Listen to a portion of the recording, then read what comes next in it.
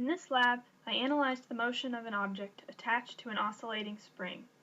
The task was to analyze its motion and create a model in PHYS. The spring is oscillating in both the x and y directions. The mass is given, but the spring constant or spring stiffness and the relaxed length or natural length are not given.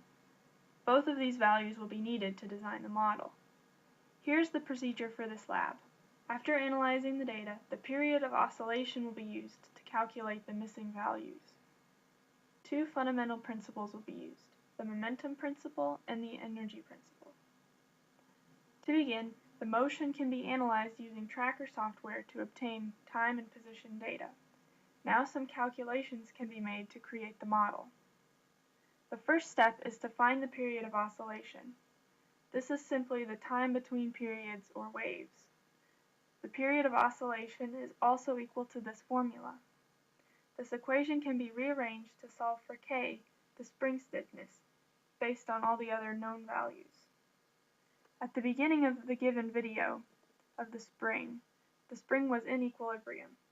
In equilibrium, the net force is 0. Net force is also equal to the sum of all forces in the system.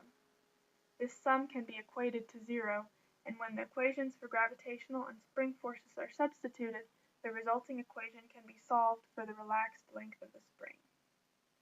These are all the values needed to create a model of the spring. The momentum principle can be manipulated to iteratively predict the motion. Here's the PHYS model. The blue spring is the predicted motion, calculated in Python. The red spring is moving according to the actual observed data. Only the y component was considered in creating this model, so there is no movement in the x direction for the model. Here is a graph of the y position of both paths. The observed path is bumpy because the time step used to create the model is much smaller than the time frame in the original video. Still, it is clear from this graph that the model is pretty accurate. The energy principle can also be used to assess the accuracy of the prediction. In this system, there are three kinds of energy changing. The object hanging on the spring has kinetic energy, the earth provides gravitational potential energy, and the spring potential energy. All of these changes add up to the total change in energy. Because this is a closed system, the total change in energy must equal 0. Here's a graph of the components of energy change, calculated at each iteration of the predicted motion. The yellow line represents the total change in energy. Because it lies along the x-axis and is equal to 0, the energy principle is satisfied. As mentioned a minute ago, only the y component was used in the calculations. What if the x component were used instead?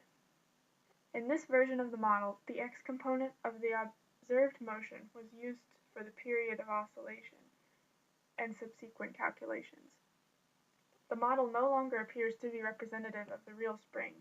This is because one oscillation in the x direction does not take the same amount of time as in the y direction. That is, the period of oscillation is different and the values are not interchangeable. In conclusion, the fundamental principles can be used together to predict motion and explain observation.